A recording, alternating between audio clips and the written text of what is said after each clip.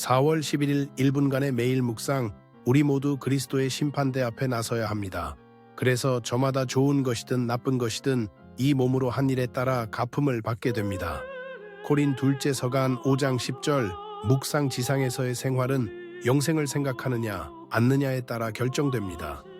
내가 생각이나 말이나 행동으로 저질러 놓은 모든 것들이 최후의 심판대 앞에서는 내가 받을 상벌이 될 것입니다. 매일 내가 이 점을 깊이 생각하면서 반성하는 습성을 길러왔다면 내가 받을 상급은 엄청나게 클 것입니다. 기도 아버지, 믿음에 있어서 저를 항구하게 하소서. 저를 도우시어 많은 열매를 맺게 하소서. 아멘. 카톨릭 지식을 픽해서 알려드리는 카톨릭 픽이고요. 네.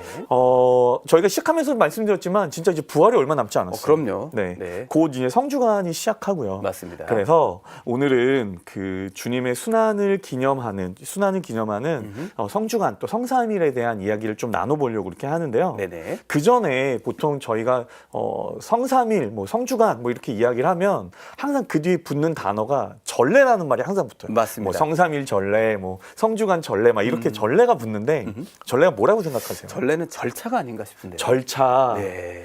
그러니까 많은 분들이 절차, 예식, 예절, 그렇죠. 전례를 이렇게 그렇게만 생각을 하시거든요.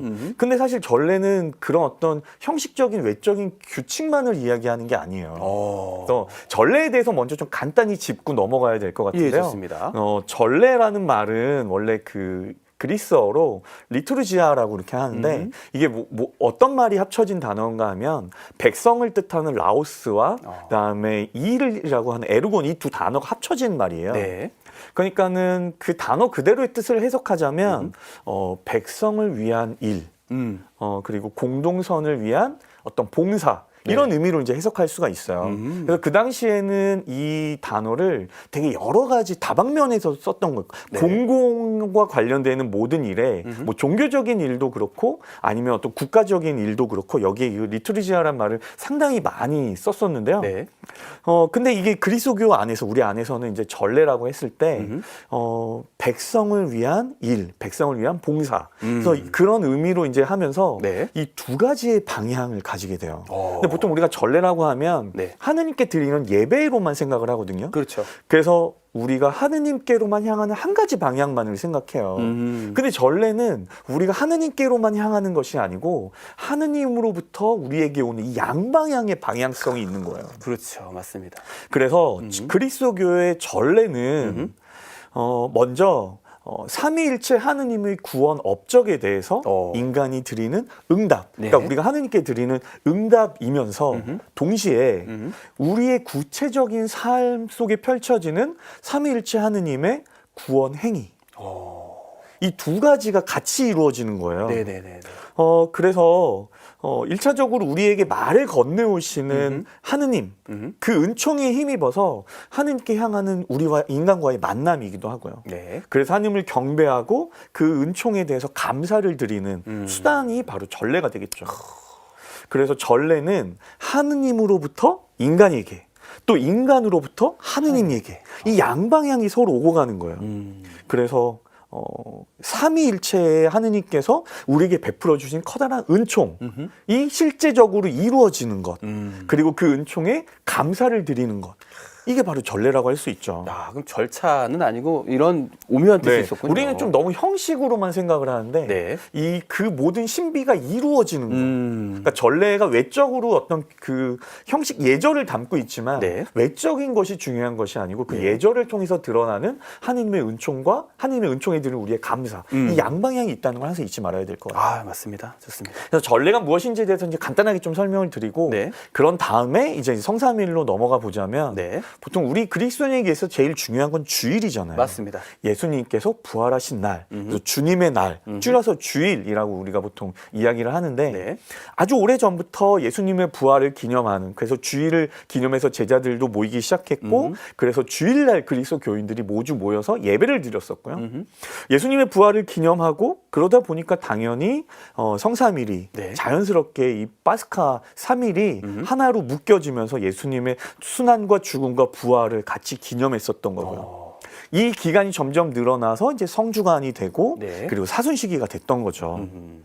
그런데 성주간을 시작하는 첫날은 주님 순환 성지주일이라고 우리가 보통 이야기를 하잖아요. 네. 그래서 예수 그리스도께서 파스카 신비를 완성하기 위해서 예루살렘에 입성하신 사건을 기념하는 날이죠. 네. 그래서 이날 전례는 크게 두 가지가 있습니다. 그리스도의 예루살렘 입성을 기념하는 입성 행렬, 네. 그리고 예수님의 순환을 기억하는 순환 미사, 순환 복음. 네. 그래서 이렇게 이 두 가지로 이루어지거든요. 근데 이렇게 생각해 보면 이날의 그 주님 순환 성지주일의 전례는 되게 환호와 순환 예고 이 두 개가 공존하는 교묘하게. 그쵸. 예. 그래서 예수님의 예루살렘을 입성하면서 이스라엘 사람들이 그 성지 가지를 흔들면서 빨마 가지라고 이야기하는데 가지를 흔들면서 예수님을 맞아들였었잖아요. 네. 그래서 우리가 이야기할 때 그 부르는 그 그레고리안 성가들이나 입당송이나 이렇게 다 행렬 그때 부르는 그 시편들을 보면 네. 히브리 아이들이 올리브 가지 손에 들고 히브리 아이들이 음질 맞추시다. 너무 오랜만에 히브리 불러. 네. 예. 그래서 주님을 맞으러 나가 외치는 환호설이 높은 데서 호산나. 그래서 환호하는 이게 입당 예절에서 네네네. 행렬 속에서 이 환호하는 예절이 들어가 있고요. 그리고 미사 중에서는 예수님의 죽음을 예고하는 순환복음 아주 장엄하게 읽죠. 그래서 뭐 노래로 부르기도 하고요. 네네네. 노래가 아니면 그냥 이렇게 같이 그냥 독서로 읽기도 하는데요.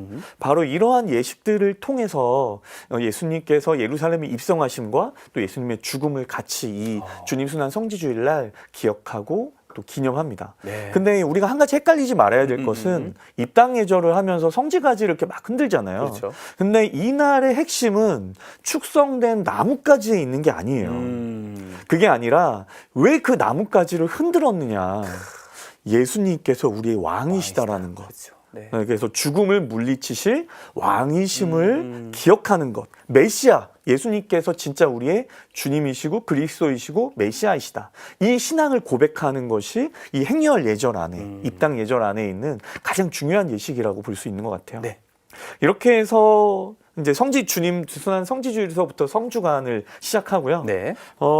사순식의 이제 마지막 주간이기도 하죠. 그래서 성주간이라고 부르는데 성주간은 거의 대부분 성삼일의 대부분을 또 이 성주간 안에 들어가요. 네. 그러니까 사실 우리가 이 전례의 시기를 이렇게 자꾸 나누다 보면 아주 마음이 급한가 봐요 지금.